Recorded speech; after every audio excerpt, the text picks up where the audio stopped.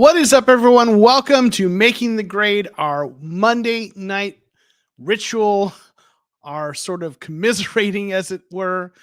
This was a rough game. I'm not going to say this is the worst Cardinals performance I've ever seen overall, because as we'll see, the defense wasn't atrocious, but this was the worst offensive performance I remember ever. I don't remember a worse offensive performance by the Cardinals. Obviously, 0 points, but it goes deeper than that. The grades, as you will see on offense, it was a bloodbath. But we got to talk about it, right? But there are a few bright spots on defense. And obviously, the biggest bright spot, the biggest source of optimism for Cardinals fans is that Kyler Murray is set to return this coming game against the Atlanta Falcons. So obviously we're excited about that. This has been a long time coming. But for now, we're going to look back at this game that was against the Cleveland Browns and talk about what we saw, the good, the bad, and the ugly, mostly the ugly. Clayton Tune and the offensive line. Very ugly. We'll get to that. All right, let's say hey to some of the folks here in the chat. Gannon Ball saying this team doesn't deserve those fresh jerseys. LOL, just playing. Kind of coming back has me feeling like the season is just starting. I never thought they were playoff or Super Bowl bound this season anyway.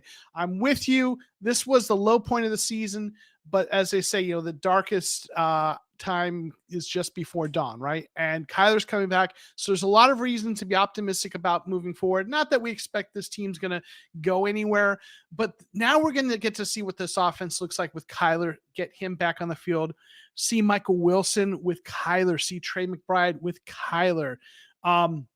There's a lot more to be excited about moving forward.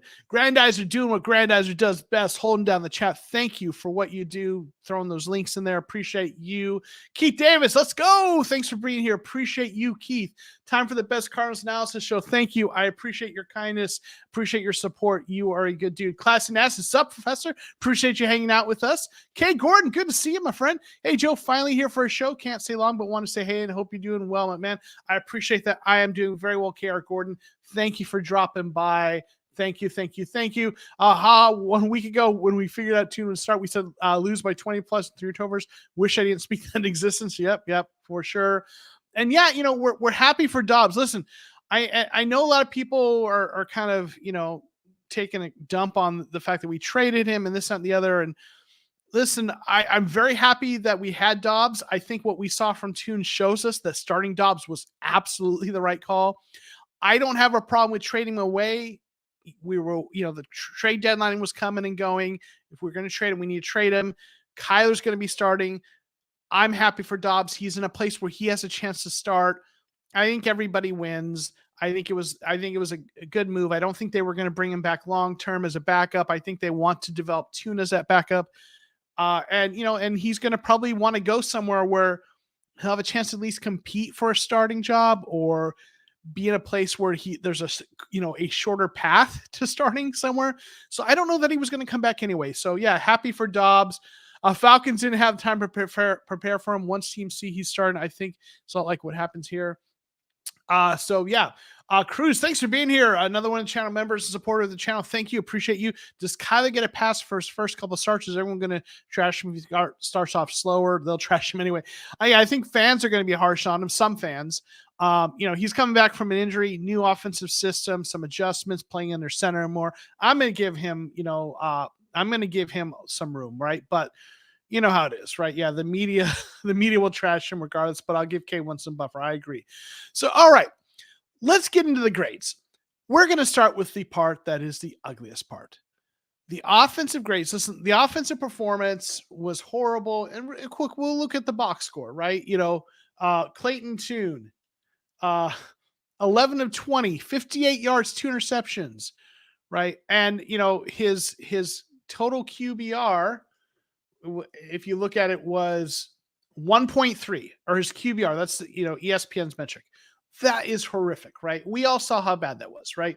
But it wasn't just Tune, the rushing game, right? 41 yards, right? Total. And 20 of those are Clayton Tune on scrambles. Now the running game, that's on the offensive line a whole lot. I mean, Keontae Ingram had an 11-yard run, but I saw a lot of runs that got blown up in the backfield, didn't have a chance, right? Receiving 58 yards. They had just this horrific output. I think, in fact, someone said this seems like a fake stat, but it's real. Greg Dortch had more return yardage than the offense had overall total yards when you take into account the yards lost for sacks, which is part of that. So let's look at the grades, shall we? On offense. Let's start with this, okay? The best grade on offense, the best grade was 61.6. Like I don't remember seeing grades that bad where there wasn't at least someone in the green, right? In the 70s, maybe 80s, but at least someone in the 70s. No, a low 60 with Hjalte Froholt, right? Let's scroll down. We'll look at this because this is what we're going to talk about. A lot of people are talking about Clayton Tune. 28.8. His passing grade was 27.7. The running grade brought that up a little bit to the 28.8. I tweeted out that Clayton Tune's PFF grade was 28.8, and yet somehow that seems generous, right? It was horrific. Some of that was the offensive line, as we'll talk about. He didn't have a lot of time, but the throws were bad. Clayton Tune had a horrible game, and it's reflected in the grades. We saw that. Now, they threw him to the Wolves, right? Yeah, it is generous, right? Yeah. Audrey Simon, thanks for being here. But we knew about Tune. He needed to develop. He was our only choice this week. Yeah. Listen, we knew it was going to be bad. I didn't know it would be that bad. Cleveland's a good defense, but you're right. Like it's not a surprise that he struggled. It's more like a train wreck how badly he struggled. But you're right, right? And that's what you get with a rookie quarterback with an offense that is missing. I mean, think about it, they were missing DeMarcado, they were missing obviously James Conner, they were missing Michael Wilson, right? A lot of people missing, right? So that's what you get. But let's look at the offensive line, because that is also, as I was watching the game, it was clear that Tune was struggling. I mean, we all saw that. But I was also really, struck by how much that offensive line struggled. Like just runs getting blown up in the backfield consistently, Tune getting sacked, right? He didn't play well, but he also didn't get much help in terms of time. So let's I always kind of sort this by the pass blocking snaps, just to kind of get the offensive lineman up here near the top. Paris Johnson Jr. had his worst game as a pro. It was ugly.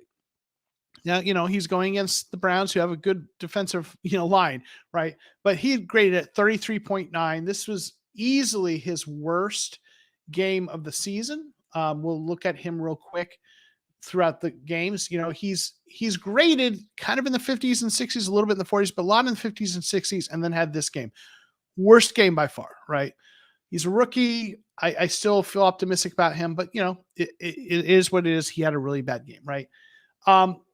Dennis Daly, was actually one of the more reasonably graded offensive linemen, right? Filling in at left guard.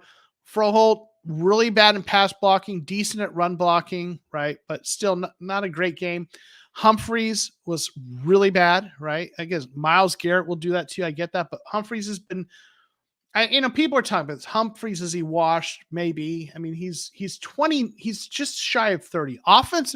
Here's the thing: tackles should be able to play well into the 30s and still be good.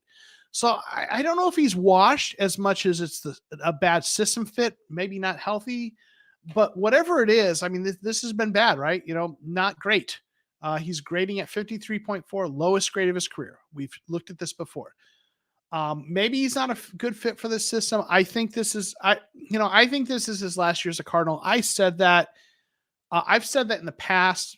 I think I even, when they drafted Paris Johnson Jr., the video I put out was talking about how Humphreys, this might be his last year with them, right? And yeah, and Hump declined all season, in my opinion. So it wasn't good. Will Hernandez has been our best offensive lineman this year. He didn't have a great game, especially in the run blocking. His pass blocking was decent. He got injured. I don't know how long he's going to be out. I know we're still waiting to hear. If anyone has any updates, let me know. This was his worst game of the year, which for him, he's been good, right? He's graded 66.5 overall. So it wasn't a great game for him. Carter O'Donnell, who came in, was right? Kelvin Beachum came in, right? So like the offensive line, across the board was at best mediocre, and and a couple players really struggled, and the eye test bore that out, right? So yeah, and love Hernandez. He plays with so much heart. Listen, to me, Hernandez is a keeper. I think the whole idea, and we've talked about this before, with offensive line, it's a weak link position, meaning what you really want is not to have any weak links. You don't need to have like a star studded offensive line. In fact, if you have to choose between having an offensive line where you have 5 solid players and no absolute stars versus an offensive line where you have 1 star or 2 stars and the rest of the players are not very good, you want that you're better off having 5 solid players, right? And Hernandez is a solid player. So if you've got a guard who is, young enough, you can include him as part of your future. He is 28. And again, guards can play also well into the 30s. So I think you keep Will Hernandez as one of those pieces you build around. He's not crazy expensive, but he's a solid guard. I think you keep him, Paris Johnson Jr., but you got to continue to build. Froholt has been serviceable. I know he's, fans like him personality wise. His grades have been, right? I mean, he's graded at 56.2. That's serviceable, but you want to get better than that long term. So unless he starts getting better, I don't necessarily see him as a long term part of the future, but he's a nice piece for this year.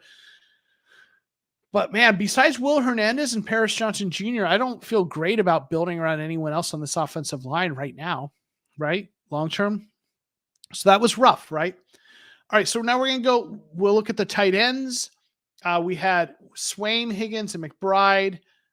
None of them had great games. McBride, you had actually very close, right? 51-8, 53-1, 53-1. McBride had a nice catch early on, and then kind of, the offense, I would say he disappeared, but really the offense disappeared. Yeah, Ertz is on the injured reserve, Audrey. So we're not hearing anything about him because, they put him on the IR. So yeah, unfortunately he was struggling. So, yep. So it's Trey McBride season now, right? So, I'm not going to poo-poo on anyone here. They were okay-ish compared to everyone else, right? And again, I think this is so much more on the offensive line and everything else. They just weren't giving much chance, right? So, ho-hum games at best, from the tight ends, including McBride. Receivers, Rondale Moore, he did have that one nice catch that was kind of that penalty that was really kind of weak. The pick that they called on Hollywood Brown and they showed the replay and he just ran a route. He didn't even touch it. It's really kind of a questionable call. But yeah, Moore didn't have anything going. Greg Dortch, nothing going. No one had anything going, right? And this is the story of the offense, right? So the receivers, nothing doing. Michelia, Pascal, nothing doing. I mean, there's nothing good to speak about with the offense, right? Ingram didn't grade well, right? He was, his 54.8 in running, or no, that's passing. His running was graded 40 or 52.7. Tony Jones Jr. didn't do anything. There was just absolutely nothing going on offense anywhere, right? CB, thanks for being here. Appreciate you. Yeah, that was an awful call in Hollywood. I'm if I'm Kalen returning. Hope all goes well for him. Yeah, listen, we got to see it, right? But I'm optimistic about Kyler. I think it's going to work well. We'll see, right? So yeah, there's really not much to talk about other than it was just on offense, just a really bad performance. Yeah, and to be honest, they didn't have anything to work with. And you're right. I mean, listen, rookie quarterback, first start against a good defense. Offensive line, struggled, so I didn't give him much to work with. But I mean, their running back, Keontae Ingram, I was disappointed we didn't see better from him. But again, the blocking wasn't there. So many players were out. Wilson was out, right? So yeah, it was ugly. I mean, again, for the people who were calling for Clayton Tune to start all season, I think that was answered resoundingly, right? That no, it was right. The right call to start Dobbs. But let's get to where there's something actually worth being optimistic about in terms of at least this game. And that's the defense, because, yeah, it was 27-0. But remember that because of how bad this offense was and the turnovers, like the defense was set up with short fields multiple times, right? They were in a losing situation. And I actually think the defense held up reasonably well. I mean, nothing to write home about, but the defense, it hasn't been good for the Cardinals all year. It's had moments where it played well, but it's still one of the lowest ranked defense in the NFL, no doubt. We've talked about this before. There's a lot of young players, a lot of players who wouldn't be starting in other teams.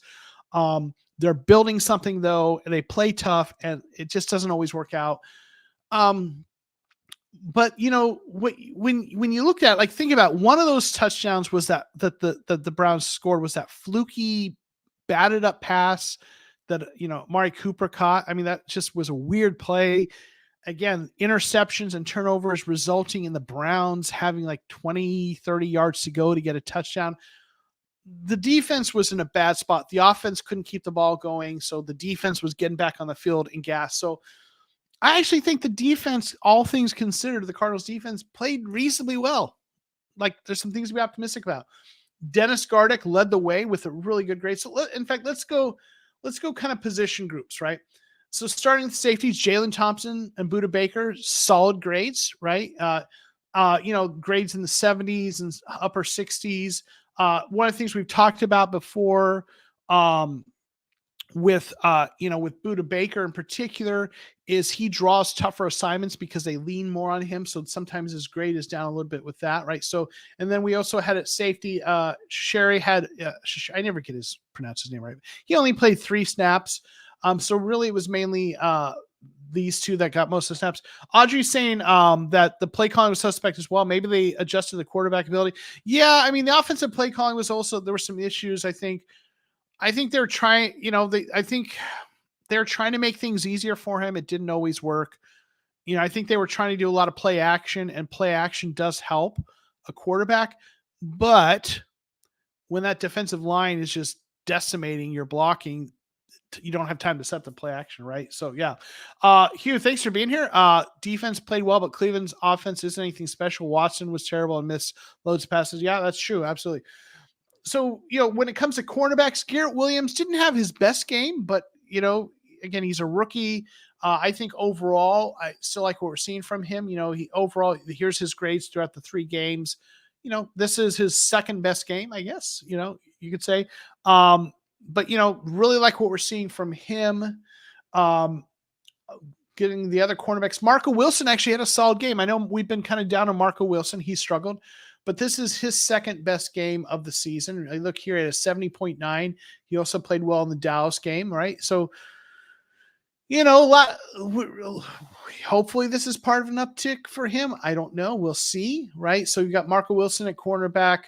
And then we also have Starling Thomas. He's an undrafted rookie free agent. Antonio Hamilton 60. That's right. They weren't horrific, right? But we certainly had a nice game from Marco Wilson and the safeties. When we start looking outside linebackers, obviously we got Dennis Gardeck at edge, right? Having a really good game, graded really high, pass rush 89.5. Dimakaji had not a great game, right? Grade wise. Looking at some of the other outside linebackers, Ojulari, not great for him. Cameron Thomas had a rough game. But Zaven Collins had a really good game. In fact, when we look at Zaven Collins, he's really come on of late. Like, if you look at it, the Baltimore game was a little bit lower, but still, Dallas and San Francisco was worse games. But look, 65.1, 71.2, 86.8, 80.6, and also a decent pass rushing grade. We've talked about that, right? How, because he's not really an edge rusher by trade, his pass rush grade isn't going to be great. But when we have a game where it's good, that's nice to see. Really good in run defense for him. So, solid game from Zaven Collins. Now we'll look at the defensive line. Jonathan Ledbetter, not great. we have Lucky Fotu had his best game of the season. Arguably, maybe the best game of his career. I'd have to look at that. But, listen, we've been, he's not been great. Was really bad last week, but this was at least a solid game for him. Again, he's never been great, but what are you going to do? Hopefully find someone better at some point. We have Dante Stills, and liking what we're seeing in Stills, right? And when we look at Dante Stills, this is a player I am just really, really excited about what we're seeing from him. His first couple of games were rough, right? Then he had a really good game, solid game against San Francisco, decent against Cincinnati, a little bit tough game Seattle. But I mean, look at this. This is a really solid, after those first two games, he has played really well consistently, with the exception of that Seattle game, right? Grading at 60.7. This is a guy who's going to be a piece moving forward, right? This is a guy who's going to be, when you're building a defensive line, you want to have a rotation of guys, right? You want to keep guys fresh. You need, 4 or 5 guys that you can rotate. And this guy, as a 6th round pick, has shown himself, I think, to be a guy who's part of that rotation. Audrey's asking, we always beat the Browns. Did their defense change, or is it the same? I mean, their defense has been really good this year. I don't know that it's changed as much as just they've kind of, some of those players like Denzel Ward and some of the other good players are really kind of coalescing. I think obviously Myles Garrett's having a great season. The biggest thing is our offense just was really in a bad place.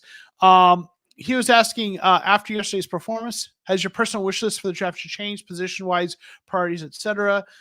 It hasn't. My defense, or my draft kind of priority list has always, really for all season, has been defensive interior lineman is like a top need. We need some guys, nose tackle, 3 techniques, right? Got to get some help there. Offensive line help. Another, a guard, a legit starting guard and center, a right tackle. You can get a right tackle on day 3, rounds 4 or 5 or something like that. But some offensive line help. Those are the needs. Probably another cornerback, right? Someone, if you're going cornerback, ideally, I think you need another guy who has someone who has a chance to be a number 1. Maybe it's Garrett Williams. He becomes that guy. I think you need a running back, someone to get into that rotation, right? Maybe probably another tight end, maybe a day 3 guy to kind of get. Those are some of those positions I think that are needs. There's a few others. I think they need an inside linebacker, but you get that on day 3. Garrett Gordon's saying, I still say O-line is number 1. I mean, they need to address offensive line. I just think what we're going to see is that with and I did a video on Monty Ossenfort's draft strategy last offseason, right? What I think his draft strategy will be based on the Patriots and the Titans, but most of the Patriots draft history, and that's where he comes from. And he did kind of stick with that, really. It was only 2 offensive linemen they took, but what the short version of that is, left tackles they will take in round 1, right? They'll take him anywhere, but left tackles they'll take early. Well, we took Paris Johnson Jr., who's right tackle right now, but he'll be a left tackle. But like when it comes to interior offensive linemen, guards and centers, like the earliest they took one in Monty Ossenfort, when Monty Ossenfort was with the Patriots, was round 3. And there was only, I think, 1. Most of their guards and centers, they take rounds 4 or later. They took a guy in round 4 this year. Right tackles you also take later. So I think they do need offensive line. I think it's an important priority, but I don't think they're going to draft one early because they already drafted a left tackle. And I feel, based on that history, that's the only position I think Monty Ossenfort will take in round 1 or 2 is a left tackle. So I think the offensive line is going to be addressed rounds 3 or later. They may take a couple of them, but he was saying he wants to top offensive tackle as well in the first. I mean, I could see that. It's just, you drafted one this year to be your left tackle, and I think Monty believes he can find right tackles on day 3, which you can. And I think they're going to. So, I mean, listen, if they did it, I wouldn't say I'd be shocked, but I think we're going to see them later. So, Audrey's saying before they even try to draft a quarterback, they need to fix the line. No quarterback happy if they can't QB. Yeah. I mean, listen, I think they're going to build around Kyler and they're going to fix that offensive line. I think Monty believes he can do that with. I think he's going to stick to his strategy, which is going to be guards and centers rounds 4 and 5 ish, and right tackles similarly. So we'll see, right? AZ Vocal Local, thanks for being here. I'm kind of scared to start K1 after seeming to be so hesitant. Doesn't seem to be protected enough. It'd be fine in Danny, but I don't want them to just break him and Ryan Driscoll until the draft. I hear you. I do worry about that, but you got to get him out there. You can't play afraid, but I hear that, right? I'm scared. I'm scared too, but we got to see him, right? KR Gordon saying, regardless, I want a solid O-line. Anyway, Monty wants to do is find his long, better be 1,000% addressed. Yeah, he's going to do it. He's going to address it. Like that's what the Patriots, they built good offensive lines. That's just what they've done. They were good at finding them. So yeah. Yeah, K1 been working on his own. He'll be fine. Yep, I'm excited to see what he brings when he gets back. So, all right. So yeah, defense. But Hugh, thanks for that question though. Yeah, we need our QB out. We need to kind of we need to see what he can do, right? But yeah, in terms of draft, defensive line, offensive line are kind of the top priorities. Okay, so defensive. We were looking at. Oh, this was Dante Stills. We like what we're seeing from him.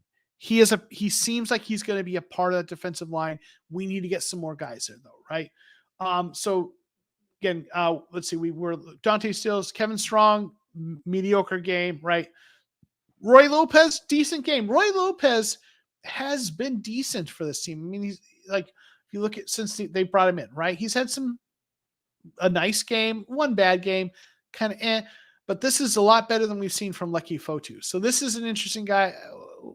Rather see him, I think, than Leki Fotu a lot of games, right? So defensive line, it was up and down, right? And then we get to the linebackers. Josh Wood, not a great game. Kaiser White, not a great game, right? And White's overall is great. I mean, he's had some nice games, but it's been a little rough of late, right? He first half of the season, that San Francisco game was rough, but he had more of his better grades there. He's had one good game against Seattle, so it's been a little bit rough, right? So when we look at this, the defense, I mean, it wasn't an amazing great game. Yeah, Roy has been quiet but consistent, absolutely. So defensively, it wasn't. I don't want to say it was a great game, but there were some nice things we saw, especially Dante Stills. Love what we're seeing with him. Right, Collins, nice game. Gardeck, Buda Baker, love having him back. So there were some things to be happy about on the defensive side, but the offensive side was awful, right? So we're gonna look real quick. We'll look at the Browns grades, which we're good. Obviously, like on the offensive side, they were okay. Some offensive line. Well, Wyatt Teller had the best game. Deshaun Watson had an all right game. Cooper had a nice game. Bitonio and Njoku, right? Okay game, right? But the defense for the Browns, look at that. I mean, that is one of the best set of grades I've seen for a defense in any game I've looked at. And this is the inverse of what we saw in the Cardinals offense, right? Sione Takitaki, I probably butchered that. Linebacker had a solid game on 20 snaps. Shelby Harris was a beast, right? He was just blowing stuff up. Veteran defensive lineman. Cameron Mitchell, cornerback, had a nice game. Myles Garrett tore it up, right? I mean, Zadarius Smith, right? And Ward had a nice game. Tomlinson, look at Grant Delpit, Okoronkwo, I probably butchered that as well. I apologize. Like defensive, like look at just all those 80s. Like that's just they had a nice game. They had a nice game at our expense, right? So that was rough. Now looking, what I like to do is look at the Cardinals, kind of where they are at in terms of just the grades, for the starters. So we'll look at this. This is the defensive side. This is their base defense that they've got set up here.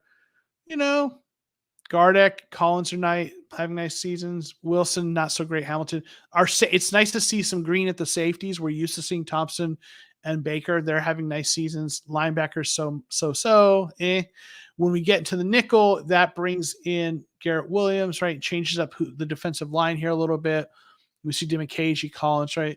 Not a great defense, but yeah. On offense, got Clayton Tune in there, right? And that's ugly, that red. So we see offensive line very right? McBride's graded nicely. We've got Pascal in there at the receiver because Wilson was out, right? Ingram, it's not great. We go back to the 2 tight end set with Swain. Here we go. So the grades are rough. It was a rough game. Keith's got the question. So is this game all on the players? Do we think coaching was lacking as well?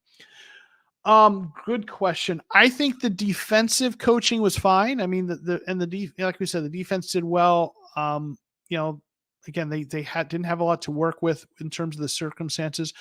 Offensively, there was a lot on the players in terms of, certainly, Clayton Tune had a rough game. They were missing players, but it did feel like, I don't know. Maybe a little bit was on the play calling as well, the coaching. You knew you had a really good defense in terms of defensive line in particular. And they were trying to do a lot of the play action, which in general is a good thing, but a lot of that got swallowed up and sacks. And I don't know. I mean, I know we hate screen passes. I know we hate those. But with a rookie quarterback against an aggressive defense that has a good pass rush, that's one of the ways you nullify that. So maybe we needed to see, as much as we hate that, more screen passes. The runs just got kind of, swallowed up. So it wasn't good, right?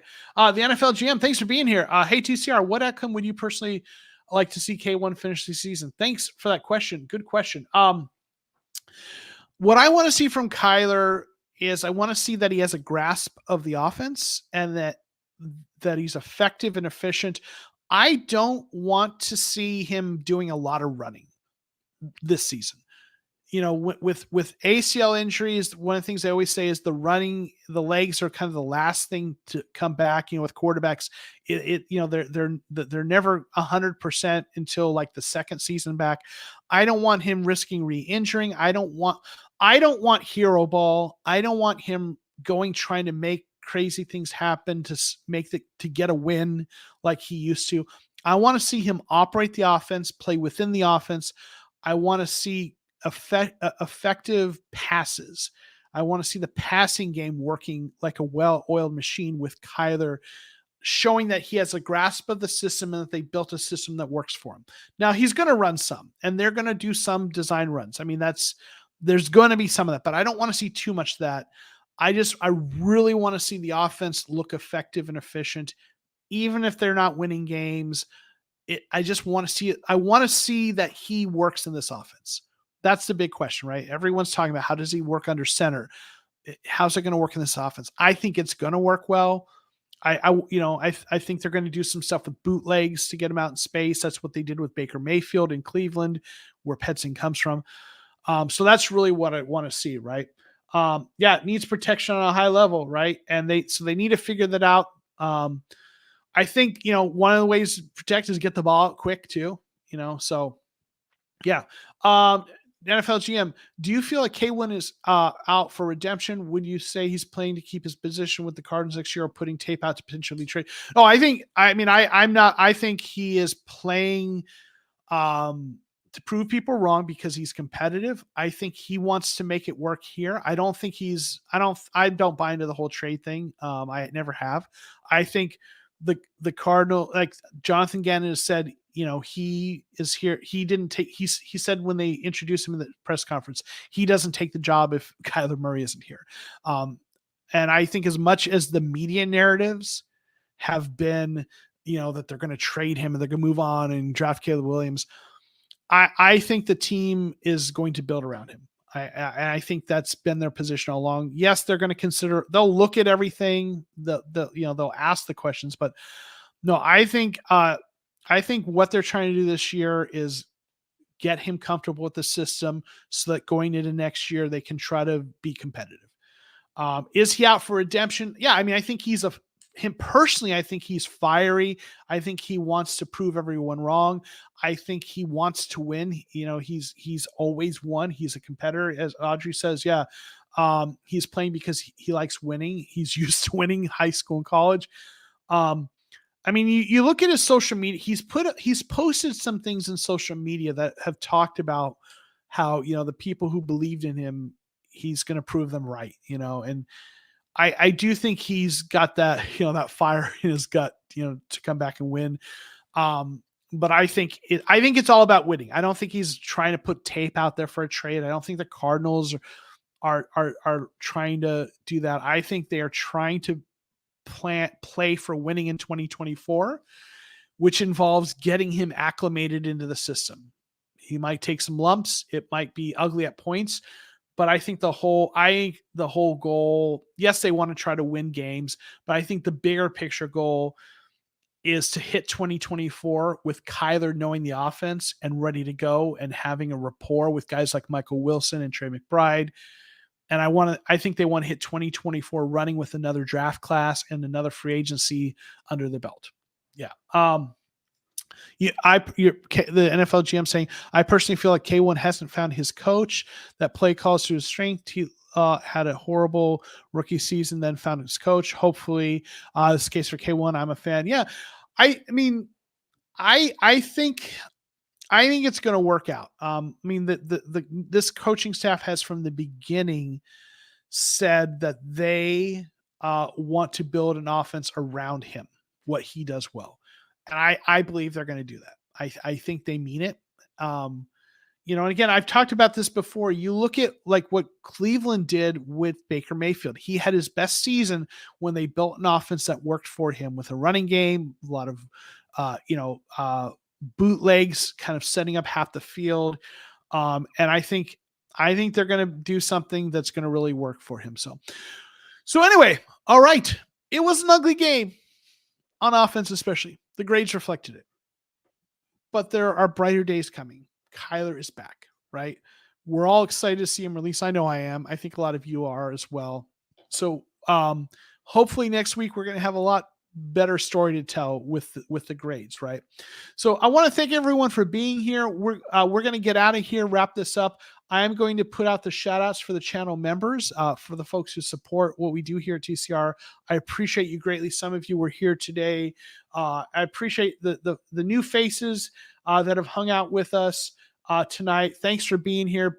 Come hang out with us again. So I'm going to get the channel member shout outs and do our theme song on the way out that my buddy Doug Pack recorded for me this last off season. All right, everyone. See you later. Peace.